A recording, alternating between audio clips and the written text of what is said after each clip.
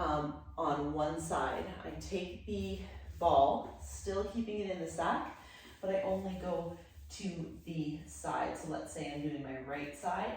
I'm going to take the sack and put it on this side. So it's going to get a little bit into the fascia and around through that iliac crest, the top or the bottom. So you'll get a little bit of gluten there or a little bit of QL or an erector group, and that's okay because they're definitely all tied in with that SI dysfunction, so it's facilitated or not.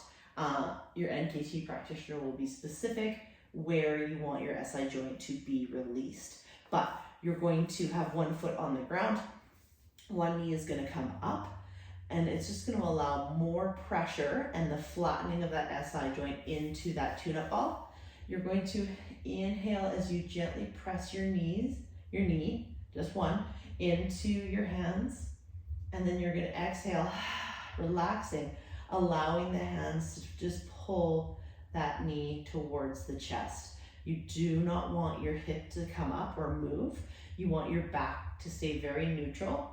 And again, you'll give that trigger point or that sensation of that tune-up ball in your SI joint a number from 1 to 10, and you're going to hang out there for 2 minutes or until that number has significantly dropped to at least a 2. If you don't feel anything, move around a little bit, either inferiorly down or up. You can even move a little bit like medially or laterally to find where you might find a little bit more of an active trigger point, but you're going to do the same thing 3 or 4. Inhale and then exhale, relax that leg down. It's a great little release for that SI joint. So that's unilaterally, one side at a time. So if you're doing the left, you just do what I did on the right, on the left. If you're doing both sides, the sack is perfect because it literally fits right at the bottom of that L5 into those 2 SI joints. So we're going to lay on the SI joints and we're going to go one leg at a time, leaving the leg, if your SI joints are really, really facilitated, we're going to keep that knee bent.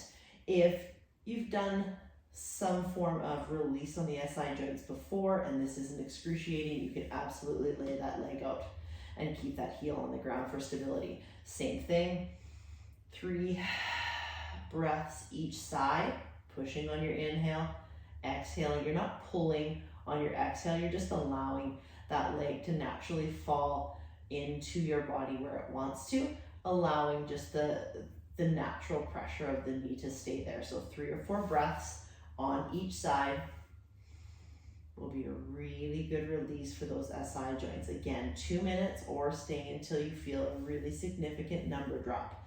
But 2 minutes is about the max that you want to be on any facilitated muscle. If it's not going to change within 2 minutes, chances are you need to kind of walk away, maybe come back, try it again. Maybe you're in a tense environment, you need to slow everything down, turn off some lights, take some deep breaths, warm up the muscle. Maybe it's super cold and it's just really irritated and it doesn't want to be moved. So get it into an environment or change the state so that it will want to change for you.